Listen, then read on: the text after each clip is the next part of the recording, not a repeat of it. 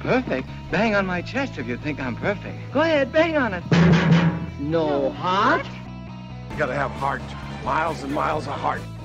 This is Patchwork Heart Ministries Young Catholics Respond, brought to you by Breadbox Media. Now, here's your host, Bill Snyder. Thanks, Adam, and welcome to the program, everybody. This is Young Catholics Respond. I am Bill Snyder, and it's great to be with you today. Thank you so much for tuning in and listening to Young Catholics Respond, as always. I want to remind you that you can go over to our website, patchworkheart.org, to find out more information about our ministry and support us both prayerfully and financially. We always need great support from our listeners, and so please prayerfully consider supporting us however you can in this new year of 2021.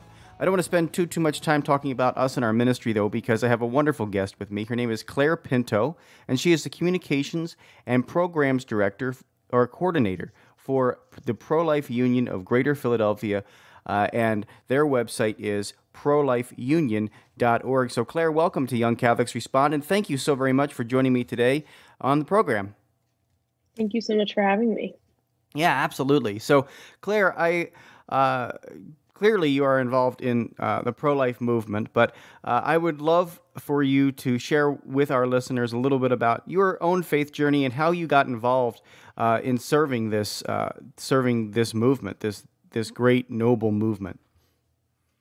Sure. So I grew up in the suburbs of Philadelphia. I'm the youngest of 5 kids, so come from a big family, and we grew up just kind of pretty lukewarm about the faith. You know, we went to church when we were told on holidays, and sort of that fizzled out as I got older. My senior year of high school, I just met someone whose family was really, really on fire for the faith, and I would go and I would have dinner with them, and like the whole family would sit around the table and they'd say grace together, and it was just this great witness to the faith for me. And so when I went off to college, I continued being friends with this person, and they got me involved even further in college with the Catholic faith, and ended up meeting some Focus missionaries in college, and all around the same time got very involved with the Newman Center on my campus, which ended up becoming like the center point for my college experience. Just spent pretty much every ounce of free time I had there, and just became really, really just connected to my faith and on fire for the Catholic faith, and ended up serving as the president of that Newman Center before I graduated. And around, I would say, my sophomore year, I started going to kind of all the local Catholic events in Philadelphia and in the Philly area. And I remember I went to what I believe was an event that was all about John Paul II. It was 100 years of something. He was 100 years. I don't remember what it was, but it was this whole event celebrating something with JP2, and there was a whole section of it that centered around the pro-life movement. And it was Christopher West, and he started talking about just kind of the movement and abortion and the effects of abortion on women. And I just remember being so taken aback that like I'd never heard this stuff before. And I just basically ended up asking a lot of questions and became really passionate about the movement. I met the 40 Days for Life people in Westchester and prayed a few times outside of the Planned Parenthood in Westchester. And it just became so clear that like, this is such a worthwhile cause. And at some point when I was on the job search, you know, I was still like incredibly confused about what I wanted to do. And you know, you're in college and you have to choose a major, and you're just told that major kind of dictates what you're going to do for the rest of your life, right? In theory. Yeah. And I at that point came down to, well, the only thing I could see myself being joyful serving for the rest of my life is the church. Yeah. And that even that leaves quite a few open doors. So then I just was like, yeah, is there a way for me to serve the pro-life movement in my daily work? Like, I know I could be happy if I did that. I know I could serve well if I did that. And so I ended up going to Catholic Jobs online and putting in pro-life jobs. Yeah. And I got all this slew of jobs that I could choose from. And I ended up applying for a couple of them. One of them being Legacy of Life crisis pregnancy advocate. And I applied for that kind of on a whim. It was a counseling position, so I wasn't sure if that was for me, but I really liked the sound of their mission. And I applied for the Guiding Star Ministries position through the Pro-Life Union. So for those that don't know, Pro-Life Union also runs a mother's home in Philadelphia called Guiding Star Ministries. So kind of at the same time I responded to these positions, and at the same time I heard back from both of them. And at the time, everything about the Legacy of Life position made a little bit more sense, and I ended up choosing that position, and I was a crisis pregnancy counselor for just under 6 months with the Legacy of Life. So counseling women who were considering abortion because of the circumstances surrounding their unexpected pregnancies, which was so integral in my understanding of abortion and why this fight is worth fighting, because you just don't understand the magnitude until you look a woman in the face who's either had to go through an abortion due to feeling like her circumstances led that to being the only decision, or was considering it and scared because they've gone through it before and they know how awful it is, or they're young and can't tell their parents. I mean, the situations and scenarios that lead women here are endless. And so that taught me just so much, arguably everything I needed to know as to why I wanted to be part of making a change, at least in my area, at least in the greater Philadelphia area. And after about close to 6 months of working there, Tom reached out to me, and a lot of stuff about the position had changed, and it was really perfect for me. And I knew that I didn't always want to be in client services, but I was really happy to be there for the time that I was. And all in a very quick manner, I ended up switching and working for the Pro-Life Union, which is why I'm here. And we're planning this march to draw attention to the reality of abortion, and specifically the magnitude of abortion in the greater Philadelphia area. Yeah, what an amazing journey. And thank you so much for sharing it with our listeners, because I think, each and every person out there, of course, has their own journey and walk in life. But it's so great to see how you have really taken it to heart, your calling, and said, this is what God is calling me to do. It's, he's calling me to serve joyfully in this ministry. And yeah, your difficult days, counseling women certainly have, shaped you to help the greater Philadelphia, greater Pro-Life Union of Greater Philadelphia really, now spotlight in an area-wide march, or a regional march to protest the 1 million wrongful deaths in southeastern Pennsylvania since Roe versus Wade, which is, just staggering that you can even say those words, right? It's just like, wow, it blows you away when you kind of say those words. But talk about the upcoming, talk a little bit about the greater or this Pro-Life Union. Talk a little bit about the overall encompassing work of it, and before we dive into the actual march coming up on January 23rd. Sure. So the Pro-Life Union's an incredible organization.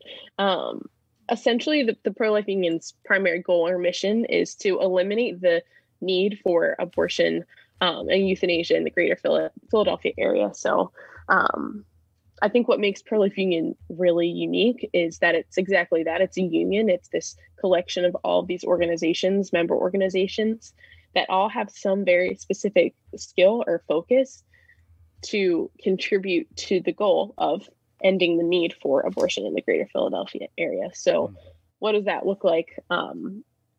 What are some of the reasons women feel that abortion is their only choice, right? Whether that be lack of resources, whether it be lack of support from their family members or the father of their baby, or sometimes it's as simple as diapers, but sometimes it's as grand as not having a place to live. So we work with, I believe over 30 member organizations, all of which sort of answer these specific qualms, or are solutions to these specific qualms. So we work in sort of helping these member organizations to be successful while they help us to be successful in filling all of the needs that we need to fill for women in the greater Philadelphia area. And so we do a lot of different things, and every day looks different.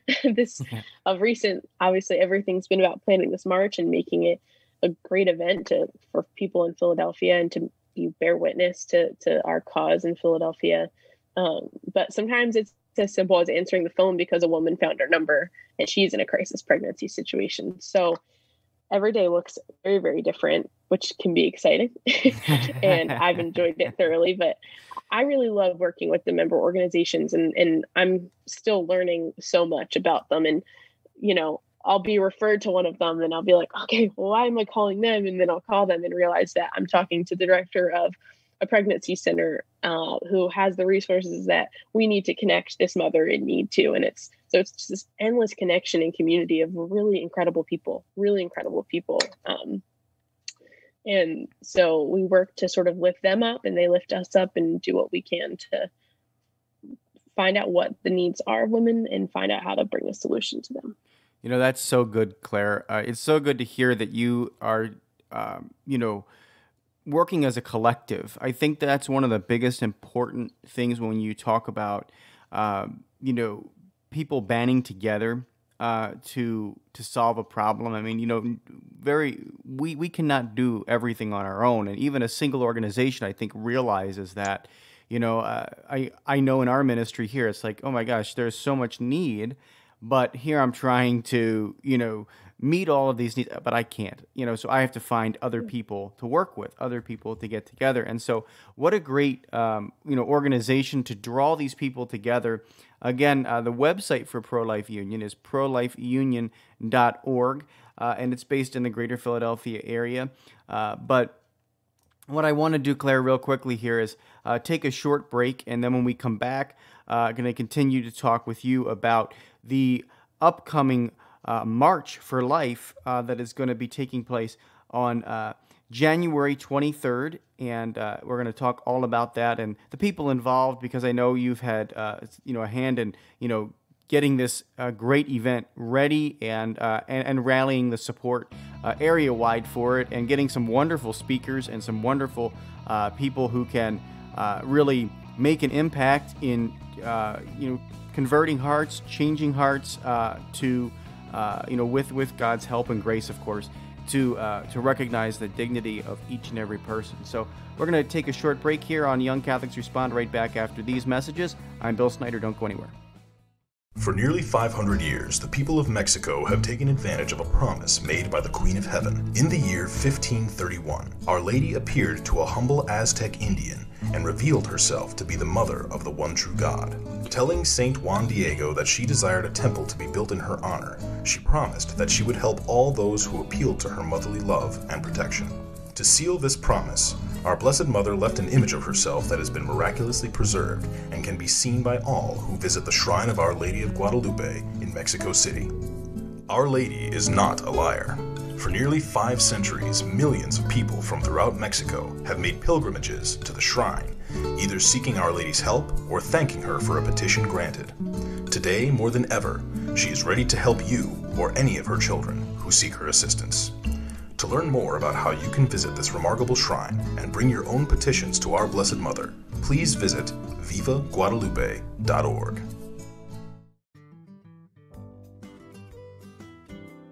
Judy Hare was a bankrupt, homeless, drug-addicted college dropout on the brink of divorce, but is now a seminary graduate and devoted wife and mother of 4 children. What happened? Find out in her autobiography, Shattered: How God Restored My Heart and Life. Her journey of faith has been called brutally honest, truly inspiring, profound, heartbreaking, and life-changing. Shattered is available now for only $15 on her website, judyhare.com, on Amazon.com, or at your local Catholic bookstore. As Judy says, it is never too late to become the person you deserve and desire to be. So stop wishing for change and start doing something about it by reserving your copy of Shattered today.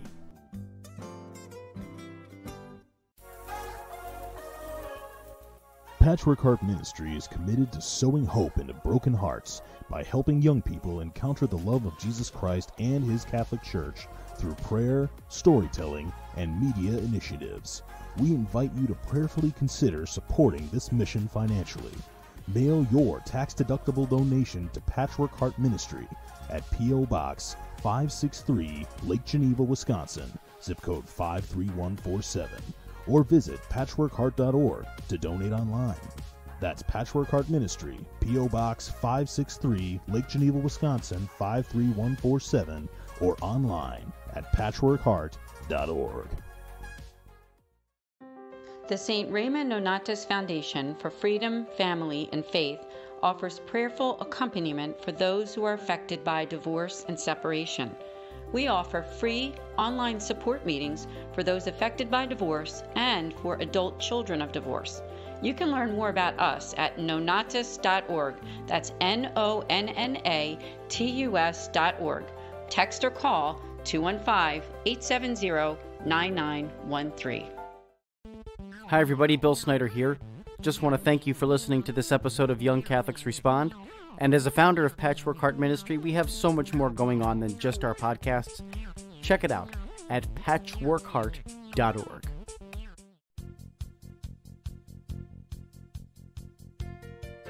At times it seems like the world today is filled with so much division, bigotry, and hatred.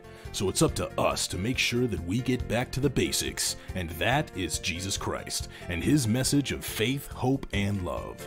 Faith, Hope, Love with John and Morgan Bender is a new project that seeks to do just that by engaging and inspiring Catholics within the Archdiocese of Milwaukee and beyond.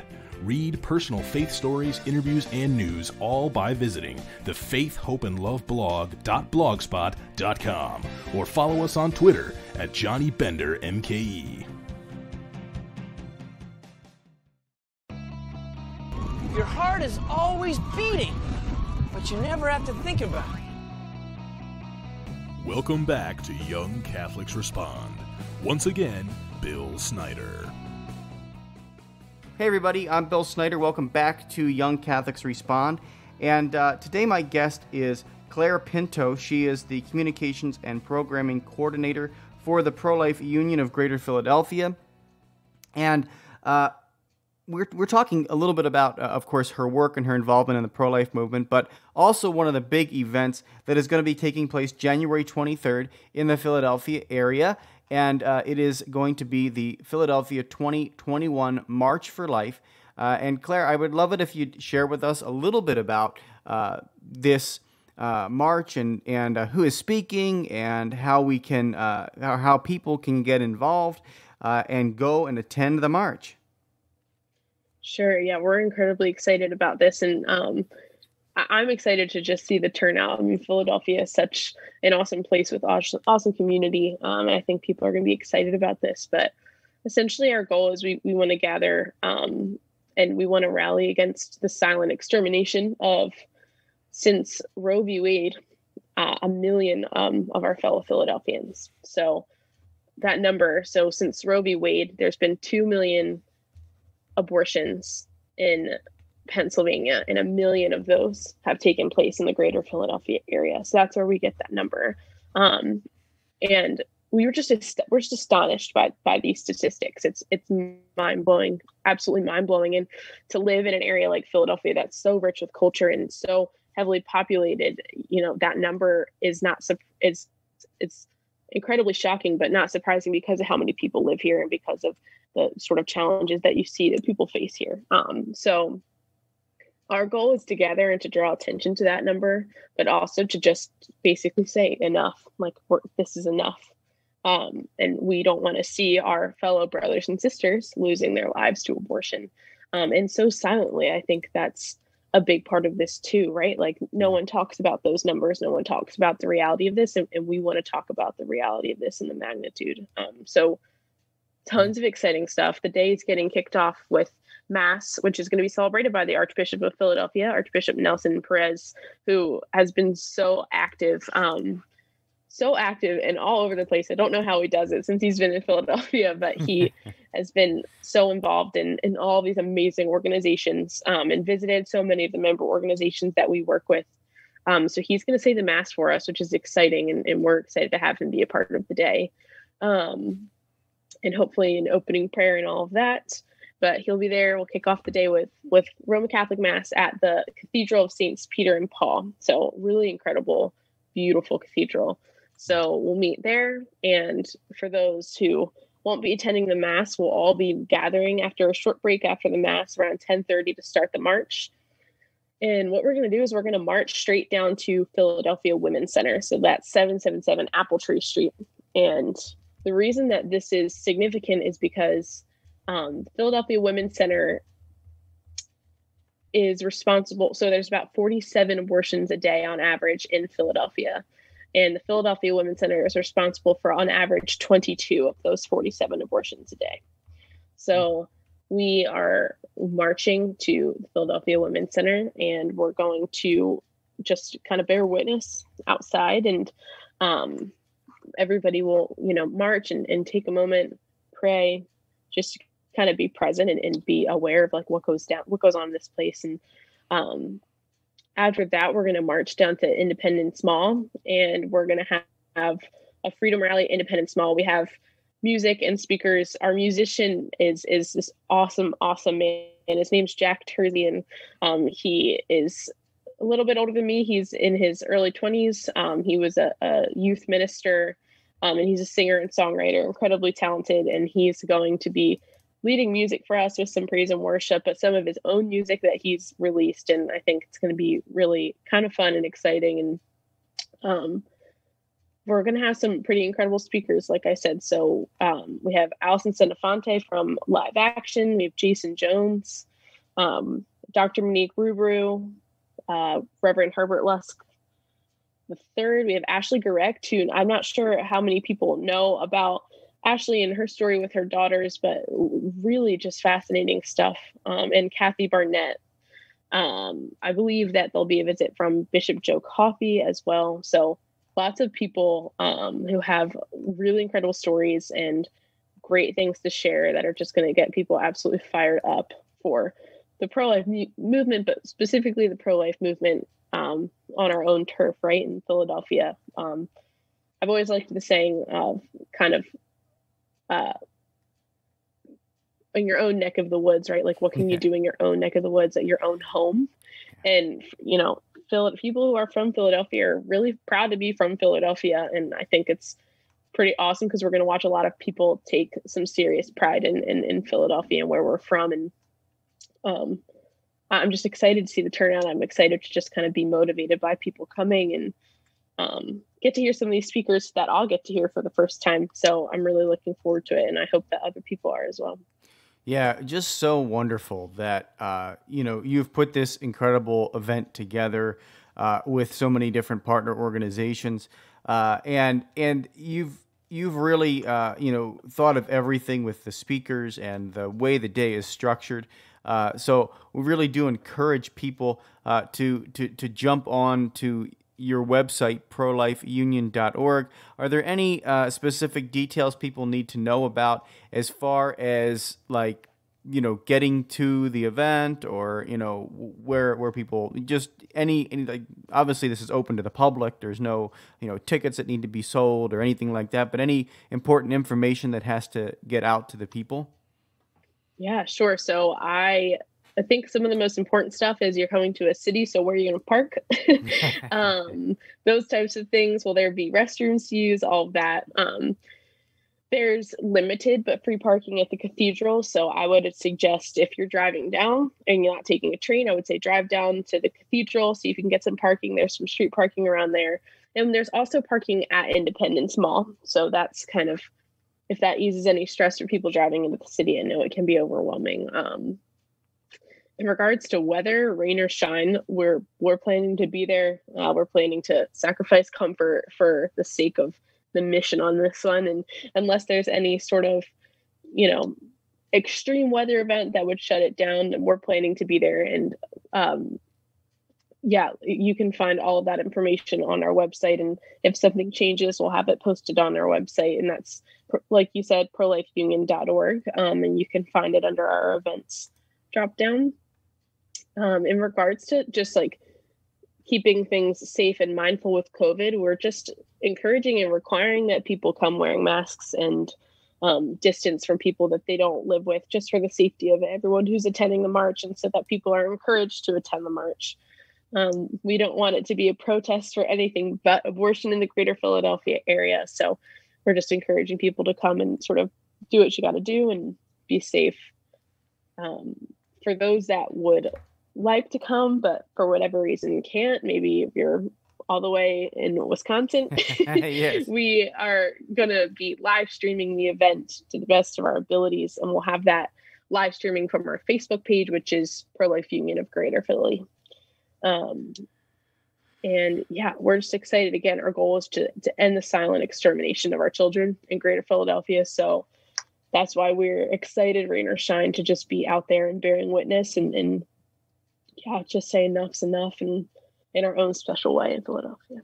Yeah, no, great, incredible work that you are doing, Claire. And I really encourage people to go and get involved.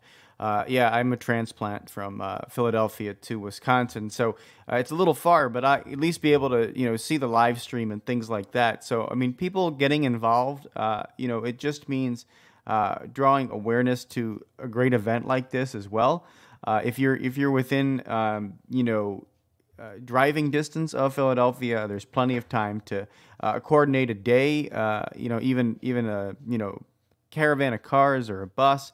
To head down there and be a part of this. I know regionally here in the Midwest, Chicago has been doing a march for life for many years, and it has grown and become incredibly successful. So I'm so happy to see Philadelphia doing something like this, because we need to have big regional events that are able to draw people together.